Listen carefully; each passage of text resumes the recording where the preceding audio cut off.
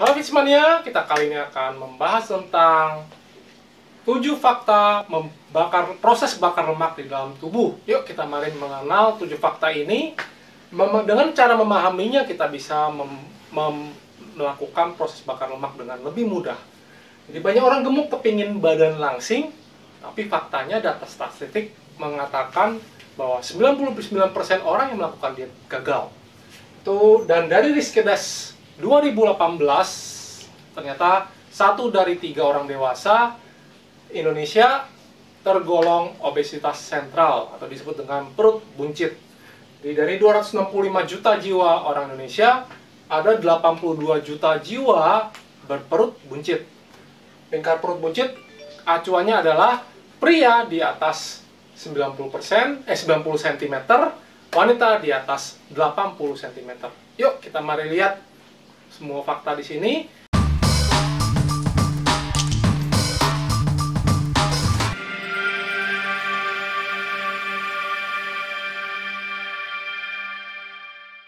Selamat datang di channel Bidang Genet bersama saya Jo Puafu, biasa dipanggil nama Jo JP atau JP, yang biasa membahas tentang nutrisi, latihan, dan produk seputar fitness. Di fakta 1, tidak ada asupan makanan yang bisa membakar lemak tubuh. Kenapa? Karena setiap kali kita makan, kita melakukan yang disebut dengan akan menaikkan insulin. Jadi insulin ini akan menghambat proses pemakaian lemak tubuh. Dan insulin memiliki fungsi sebagai fat storage hormone, ada yang bilang fat sparing hormone, di mana yaitu ini hormon yang menyimpan, ya, bersifat menyimpan.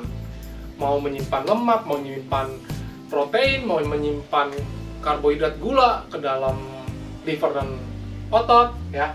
Dan lemak tubuh tidak akan bisa dipakai apabila insulin hadir. Fakta nomor 2. Tidak ada herbal atau obat yang bisa membuang lemak tubuh melalui tinja atau BAB.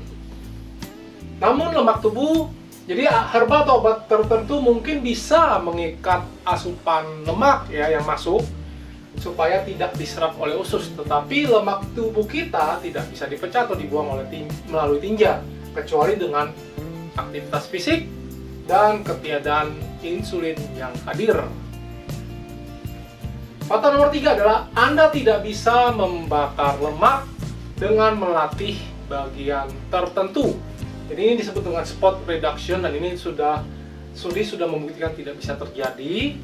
Dan lokasi lemak tubuh yang dipakai atau dibakar itu bergantung pada genetik Anda dan bergantung kepada hormon penyimpan lemak yang terlibat. Ada 3 hormon, yaitu insulin, kortisol, dan estrogen.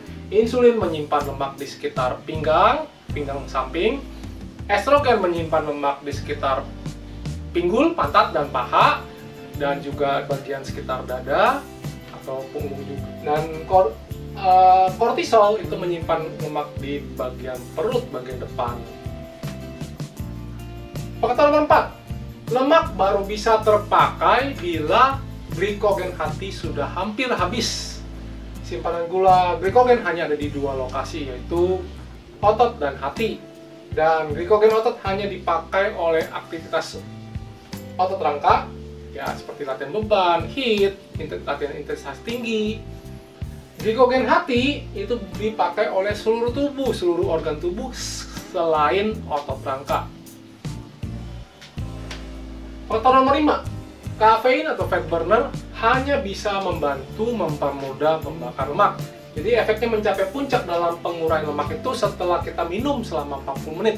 Ya, kafein sudah masuk dalam selama 40 menit. Dan tanpa disertai aktivitas fisik yang efektif, asupan kafein hanya sekedar sebagai anti kantuk dan stamina booster. Fakta nomor 6. Lemak tubuh baru bisa terpakai bila tidak ada insulin yang hadir. Jadi setelah makan, insulin baru turun setelah sekitar 3-5 jam kemudian. Ini bergantung kepada level resistensi insulin Anda. Resistensi insulin semakin tinggi, maka insulinnya turun akan semakin lebih lama, ya. Resistensi insulin semakin rendah, atau orang yang bertubuh berkadar lemak rendah di bawah 15%, di bawah 14%, itu insulin baru turun mungkin sekitar 2-3 jam, ya lebih singkat. Hormon glukagon baru hadir setelah insulin turun, dan ini lawan dari insulin. Akan mengaktifkan dua proses, yaitu lipolisis, pemecahan lemak, kemudian gluconeogenesis, memproduksi gula darah dari zat selain glukosa, selain gula. Faktor nomor 7 yang terakhir adalah HGH dan epinefrin yang hadir akan mempercepat pemecahan lemak tubuh. Jadi HGH dan epinefrin hadir saat kita melakukan latihan intensitas tinggi dan saat bersamaan kita masih berpuasa atau saat masih perut kosong. Nah, kedua ini akan hadir dan mempercepat proses pemecahannya. Insulin tinggi saat sebelum latihan akan menekan dan membatasi pelepasan HGH dan testosteron. Ada fakta lain yang belum ditulis, monggo berikan komentar di bawah, ataupun pertanyaan-pertanyaan seputar proses fakta-fakta yang setelah saya sebutkan 7 fakta ini, silakan berikan komentar di bawah. Semoga ini bermanfaat. Saya Jo Poafu bersama Minerganet. Kami mengajak Anda membangun generasi baru yang lebih cerdas, fit dan tangguh untuk menuju kemandirian energi yang berkelanjutan. Di Minerganet, kami selalu percaya bahwa setiap orang pasti bisa memiliki tubuh yang ideal dan sehat.